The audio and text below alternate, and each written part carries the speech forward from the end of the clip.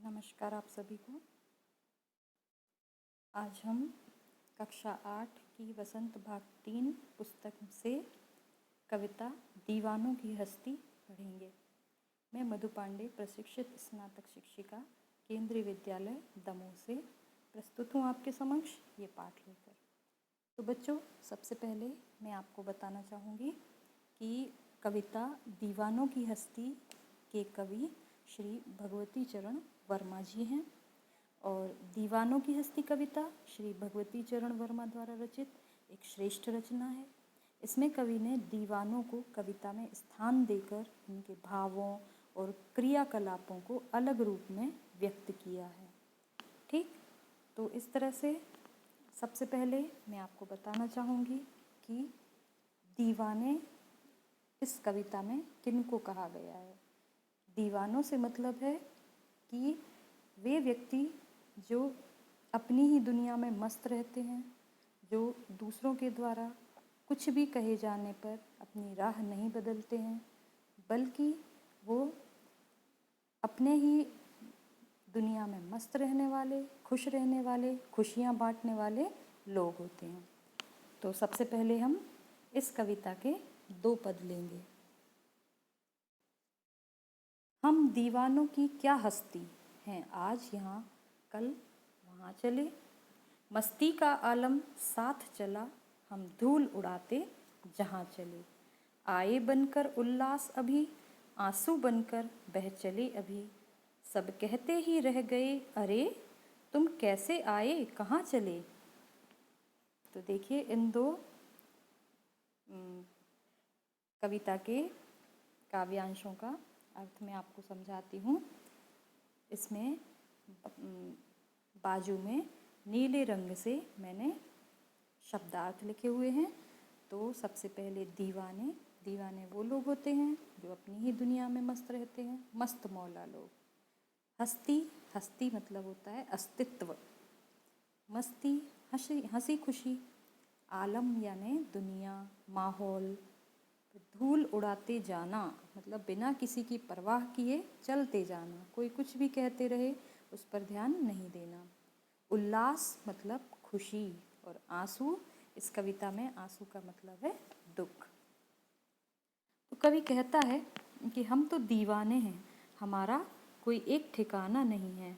आज यहाँ तो कल हम कहीं और चल देते हैं। हम दीवाने अपने साथ मस्ती, खुशी, उत्साह का वातावरण साथ लिए चलते हैं, इसीलिए हम दीवाने कहलाते हैं। हम कभी खुशी के रूप आए बनकर उल्लास अभी, इसका मतलब है हम कभी खुशी के रूप में सीधे चले आते हैं। आंसू बनकर बह चले अभी, तो कभी आंसू के रूप में दुख बनकर बह जाते हैं। हमें देखकर लोग कहते हैं कि तुम यहाँ कैसे और किस प्रकार आए हो, और इस तरह दोबारा कहाँ चल दिए, है ना। लोग उनसे पूछते हैं कि आप इस तरह से कैसे आए और बिना किसी मतलब के चल दिए। देखिए, जो दीवाने होते हैं वो अपनी ही दुनिया में मस्त रहते हैं, खुश रहते हैं, खुशियाँ बांटते हैं, ठीक है ना। फिर अब दूसरे 2 पद लेते हैं। किस ओर चले यह मत पूछो, चलना है बस इसलिए चले। जग से उसका कुछ लिए चले, जग को अपना कुछ दिए चले। 2 बात कही 2 बात सुनी, कुछ हंसे और फिर कुछ रोए। छक कर सुख दुख के घूंटों को हम एक भाव से पिए चले। अब इसमें शब्दार्थ देखिए। ओर यानी दिशा, जग यानी संसार, ये दुनिया, उसका दूसरे का, अपना स्वयं का, छक कर मतलब खूब संतुष्ट होकर, ठीक है। तो कवि यहाँ पर कहते हैं कि हमसे यह मत पूछिए कि हम कहाँ चले हैं, है ना। किस ओर चले यह मत पूछो, हमसे यह मत पूछिए कि हम कहाँ चले हैं। चलना है बस इसलिए चले, हम तो इसलिए चले हैं कि हमारा काम चलना है, इसीलिए हम आगे की ओर बढ़ते जा रहे हैं। जग से उसका कुछ लिए चले, जग को अपना कुछ दिए चले। हम संसार से कुछ सीखते हैं और अपनी कुछ सीख अपने अनुभव के द्वारा प्राप्त कुछ ज्ञान हम इस संसार को वापस देकर चल देते हैं। कवि कहते हैं कि हम दीवाने ऐसे ही हैं। फिर दो बात कही दो बात सुनी, कुछ हंसे और फिर कुछ रोए। कवि कहते हैं कि हमने दो बातें की, उससे हमें खुशी भी मिलती है और किसी बात पे हमें रोना भी आ जाता है ना। कवि कहते हैं कि हम जो बातें दूसरे लोगों से करते हैं उसमें हमें कभी खुशी भी मिलती है और कभी हमें उस पर रोना भी आ जाता है। छक कर सुख दुख के घूंटों को हम एक भाव से पिए चले। फिर कवि कहते हैं कि ऐसा हो जाने पर कि हमें खुशी भी मिली, दुख भी मिला, लेकिन फिर भी दुख और सुख के क्षणों को पीकर हम मात्र उत्साह के भाव को लिए आगे बढ़ते जाते हैं। ठीक, कवि कहते हैं कि हम उत्साह, खुशी और लोगों को आगे बढ़ने की प्रेरणा देने वाले भाव लेकर आगे बढ़ते जाते हैं। तो इस तरह से आपने दो और पदों को देखा। अब अंतिम दो पदों को देखेंगे। ये अंतिम दो पद इस प्रकार से हैं। हम भिखमंगों की दुनिया में स्वच्छंद लुटाकर प्यार चले। कवि कहता है कि वह इस भिखमंगों के संसार में पूर्ण स्वतंत्रता के साथ अपना प्यार दूसरों को लुटाकर चल दिया है। ठीक, हम भिखमंगों से यहाँ पर आशय है जो हमेशा दूसरों से कुछ न कुछ प्राप्त करने की आशा रखते हैं, है ना, और देने की इच्छा कभी नहीं रखते हैं। वे हमेशा चाहते हैं कि लोग आएं और उनकी सहायता करें, उनसे प्यार से बात करें, उन्हें प्रेम दें, लेकिन बदले में वे ना तो आदर सम्मान देते हैं लोगों को, ना ही प्रेम देते हैं, ना ही और किसी तरह से लोगों के काम आते हैं। इसीलिए कवि ने ऐसे लोगों को भिखमंगे कहा है। तो कवि कहता है कि हम भिखमंगों की दुनिया में स्वच्छंद लुटाकर प्यार चले, हम एक निशानी सी उर पर ले असफलता का भार चले। उर यानी हृदय, है ना। तो कवि कहते हैं कि इस भिखारियों के संसार में मैं तो प्यार लुटाकर दूसरों पर अपना संपूर्ण प्यार लुटाकर चल देता हूँ, हम हृदयों पर अपने कार्यों में असफलता का भार लेकर जा रहे हैं। असफलता का भार कैसे? कवि कहता है कि वह सभी को सुख देना चाहता है और सभी को प्रसन्नता देना चाहता है, लेकिन वह अपने इस काम में पूर्ण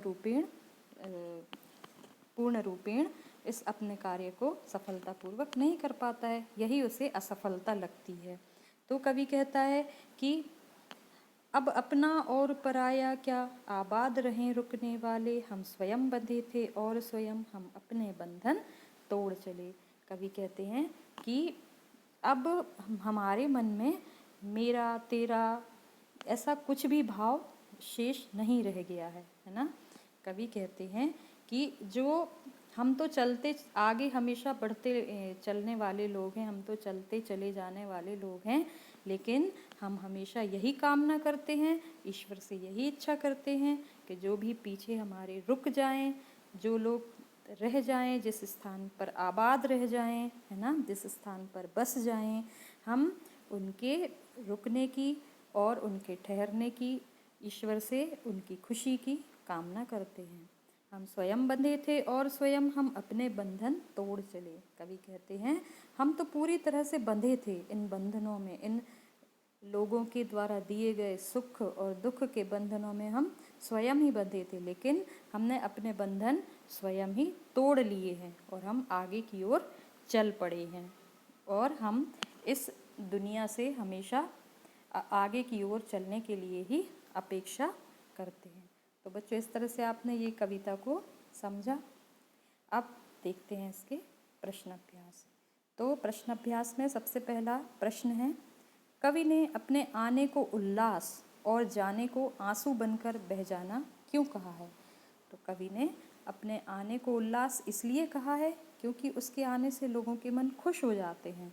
वे जैसे ही आते हैं लोग उनको देखकर खुश हो जाते हैं। कवि को देखते ही लोगों के हृदय में प्रसन्नता का भाव भर जाता है और वहीं दूसरी ओर जब कवि जाने लगता है तो लोग दुखी हो जाते हैं। क्यों? क्योंकि लोगों के मन में उनकी कमी का भाव आ जाता है, उनकी कमी का अनुभव वे करने लगते हैं। इसीलिए कवि ने स्वयं को आंसू बनकर बह जाना कहा है। ये समझ में आ गया। अब दूसरा प्रश्न देखते हैं। भिखमंगों की दुनिया में बेरोक प्यार लुटाने वाला कवि ऐसा क्यों कहता है कि वह अपने हृदय पर असफलता का एक निशान भार की तरह लेकर जा रहा है? क्या वह निराश है या प्रसन्न है? तो इसका उत्तर होगा कि कवि भिखमंगों की दुनिया में बेरोक प्यार लुटाने के लिए कहता है, किंतु वह अपने इस कार्य में पूर्णतः सफल नहीं हो पाता, क्योंकि अभी भी दुनिया में बहुत से लोग दुखी हैं जिन्हें वह प्रसन्न नहीं कर पाया है। वह अपने हृदय पर असफलता का यही एक निशान भार की तरह लेकर जा रहा है। इसी असफलता के कारण वह निराश है ना। कवि दुनिया में सभी को प्रसन्न करना चाहता है, सबको खुशियाँ बांटना चाहता है। वह चाहता है कि दुनिया के लोग बहुत खुश रहें, लेकिन सभी को खुश करना एक असंभव सी बात है ना। लेकिन कवि ने फिर भी कोशिश की। तो इस तरह से हम देखते हैं कि जब कवि सारे संसार के लोगों को खुश नहीं कर पाया तो वह इसको अपनी असफलता मानता है, और इसी असफलता के निशान को वह भार वजन की तरह लेकर जा रहा है। ठीक है, और इसीलिए वह निराश है। आइए बच्चों, अब देखते हैं हम प्रश्न नंबर 3। कविता में ऐसी कौन सी बात है जो आपको सबसे अच्छी लगी? तो इसका उत्तर होगा कि यदि मैं अपने दृष्टिकोण से आपको बताऊं तो मुझे तो यह कविता बहुत ही अच्छी लगी और समाज की उन्नति के लिए कार्य करने का संदेश हम तक पहुंचाती है। लेकिन कवि की निम्नांकित पंक्तियां सबसे अच्छी लगी। हम भिखमंगों की दुनिया में स्वच्छंद लुटा कर प्यार चले, हम एक निशानी सी उर पर ले असफलता का भार चले। कवि कहता है कि इस दुनिया में जो ये भिखारियों की दुनिया है, यहाँ पर बिना किसी स्वार्थ के वो अपना प्यार लुटाना चाहता है। अर्थात वह अपने प्यार के बदले में लोगों से कोई भी अपेक्षा नहीं रखता कि लोग उसके लिए बदले में कोई कार्य करें। लेकिन वह सभी को खुश नहीं कर पाया, है ना, क्योंकि ये दुनिया सिर्फ लेना जानती है और बदले में कवि को प्यार के बदले में प्यार कवि को नहीं मिला। तो इस तरह से कवि समझते हैं कि वे सभी को खुश नहीं कर पाए, अतः वह अपनी इस असफलता से दुखी भी है। समझ गए? अब अगला प्रश्न देखते हैं जो कि कविता से आगे शीर्षक के अंतर्गत आया है। इसमें प्रश्न है, जीवन में मस्ती होनी चाहिए, लेकिन कब मस्ती हानिकारक हो सकती है? बच्चों, जैसे आप विद्यालय में बहुत मस्ती करते हैं, बहुत पढ़ाई करते हैं, बहुत दोस्ती करते हैं, है ना, और बहुत सारी नई नई चीज़ें सीखते हैं। आप खेल खेल में जाने कितनी सारी चीज़ें, है ना, सीख जाते हैं। मित्रता सीखते हैं, दूसरों की सहायता करना सीख जाते हैं। तो इसी तरह से हमारे जीवन में मस्ती का एक महत्वपूर्ण स्थान है। तो इस प्रश्न का उत्तर कुछ इस तरह से होगा कि प्रत्येक व्यक्ति के जीवन में मस्ती होनी चाहिए। ये बात सही है। हर उम्र की मस्ती अलग तरह की होती है। जैसे बच्चों के लिए खेलना, कूदना, काम न करना आदि क्रियाएं ही मस्ती हैं। बच्चों को बहुत मज़ा आता है जब उन्हें खेलना और खेलने के लिए मिले, है ना, और उन्हें काम न करना पड़े। जब उनसे कहा जाए उसके बाद भी वे ना करें और सिर्फ खेलते रहें। तो इस तरह से बच्चों के लिए मस्ती का रूप क्या हुआ? खेलना कूदना, काम ना करना। और युवाओं के लिए नई नई चीज़ें सीखना एवं उनका प्रयोग करना ही मस्ती है। युवा वर्ग जो होता है वो हमेशा समाज में नई क्रांति लेके आता है, नई नई चीज़ों का आविष्कार करता है, और इस तरह से वह नई चीज़ें सीख कर और उनका प्रयोग करके मस्ती करता है, मतलब अपने आप को खुश रखता है। जब वो कुछ नया सृजन करते हैं तो उन्हें बहुत अच्छा लगता है। लेकिन जब यही मस्ती अनियंत्रित हो जाती है तो ये हानिकारक हो सकती है। ये मनुष्य को अपने पथ से भटका देती है। तो मस्ती ऐसी होनी चाहिए जो समाज और देश को नया ज्ञान प्रदान करे और विकास के पथ पर ले जाए। तो मस्ती कैसी होनी चाहिए? मस्ती हमेशा समाजोपयोगी होनी चाहिए। आप खुश भी रहें और कुछ नया भी सृजन करें, जिससे कि आपके समाज और आपके देश का विकास हो। अब अनुमान और कल्पना से प्रश्न देखते हैं।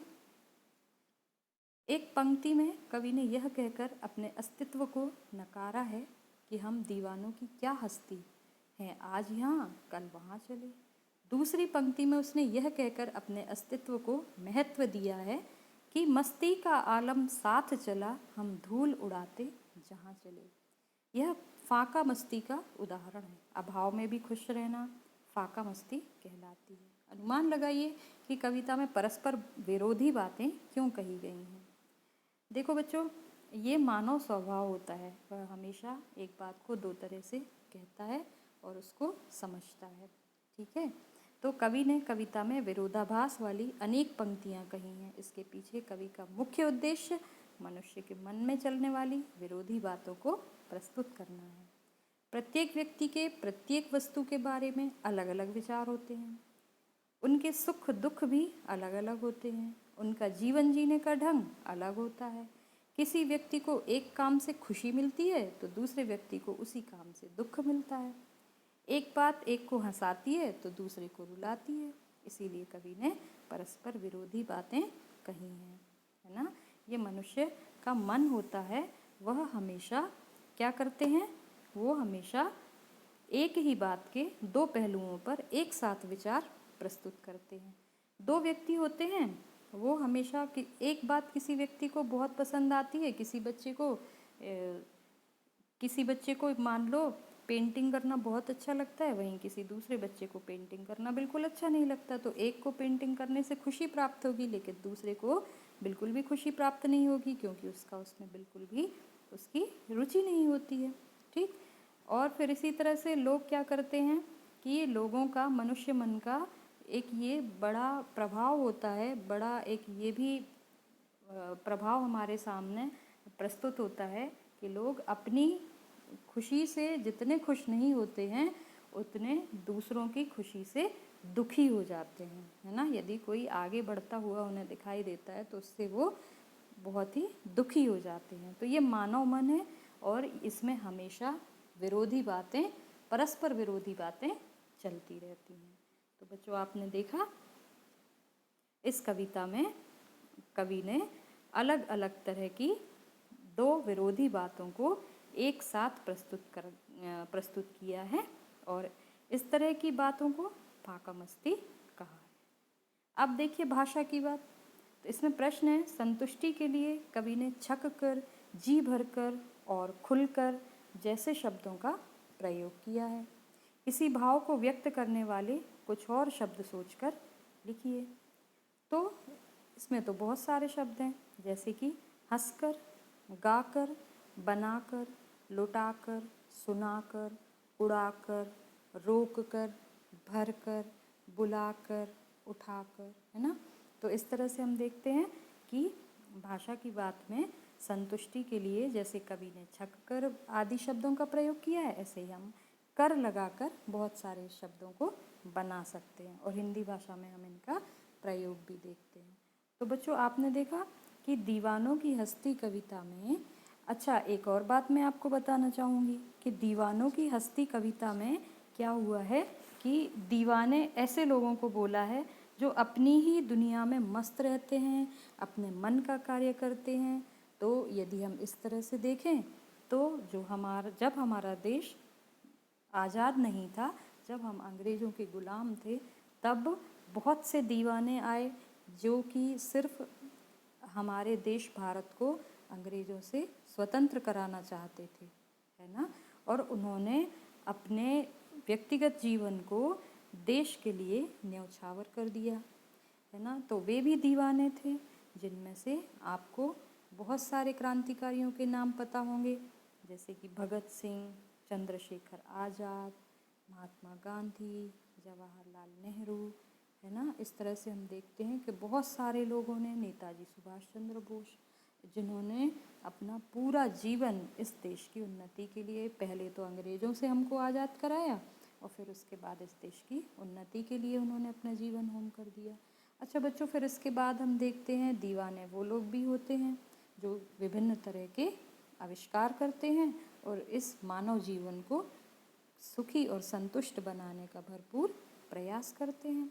ठीक, तो इनमें से बहुत सारे हैं, जैसे कि आप सोचिए कौन है, जैसे कि हमारे साथ डॉक्टर्स, इंजीनियर, बड़ी बड़ी जो क्या बनाते हैं, बिल्डिंग्स बनाते हैं, जो बड़े बड़े अस्पताल बनाते हैं, बैंक बनाते हैं, विद्यालय बनाते हैं, है ना। तो ये सभी भी कैसे हैं, ये भी दीवाने हैं। अच्छा बच्चों, अब इसके बाद आप देखिए इसी पाठ में ये आपका गृह कार्य है कि जिस प्रकार दीवानों को किसी से कोई मतलब नहीं होता, वह अपनी मस्ती में मस्त रहता है, उसी प्रकार किसान भी अपने खेती के कार्य में लगा रहता है। तो अब हमारे अन्नदाता किसान विषय पर एक 50 शब्दों का अनुच्छेद लिखिए, मतलब कम से कम 10 पंक्तियाँ होनी चाहिए जिसमें किसान के कार्यों के महत्व को दर्शाया गया हो। बच्चों देखिए, एक हमने आपको फोटो दी हुई है। इस चित्र में देखिए किसान बैलों को लेकर खेतों में काम कर रहा है। कैसे कर रहा है, धूप निकली हुई है ना। तो किसान तो किसी भी मौसम में कभी घर बैठकर आराम नहीं करता, वह हमेशा काम करता रहता है, फसलों को उगाता रहता है। जब वह इस तरह से कार्य करता है तो तभी अन्न हमारे समक्ष वह प्रस्तुत करता है, जिसको खाकर हम जीवित रहते हैं। तो किसान किसी भी ऋतु को नहीं देखता है, ना वह गर्मी, ना सर्दी, ना बारिश, ठीक। और इस तरह से हम देखते हैं कि किसान हमारे लिए बहुत ही उपयोगी है। फिर किसान दिन रात कड़ी मेहनत करता है ना, तभी तो अन्न उपजाएगा जब वो बहुत कड़ी मेहनत करता है। फिर उसके पास बैल होते हैं, लेकिन आपको पता है जो किसान हमारे लिए अन्न उपजाता है वह अपने जीवन में बहुत सारी परेशानियों से रूबरू होता है, बहुत सारी परेशानियाँ झेलता है ना। लेकिन आजकल सरकार ने किसानों को सहायता करने के लिए बहुत सारी योजनाएं चलाई हुई हैं। तो हमारे अन्नदाता जो किसान हैं वह अब थोड़ी अच्छी स्थिति में आ गए हैं, और हम देखते हैं कि हमारा भारत भी फसलों की उपलब्धता के मामले में एक अच्छी स्थिति में है, और हम अपने देश में बहुत अच्छी स्थिति में अन्न और अन्न धन से भरपूर हैं। तो बच्चों, ये था हमारा पाठ दीवानों की हस्ती। आशा है आपको ये पाठ अच्छे से, ये कविता अच्छी तरह से समझ में आ गई होगी। नमस्कार।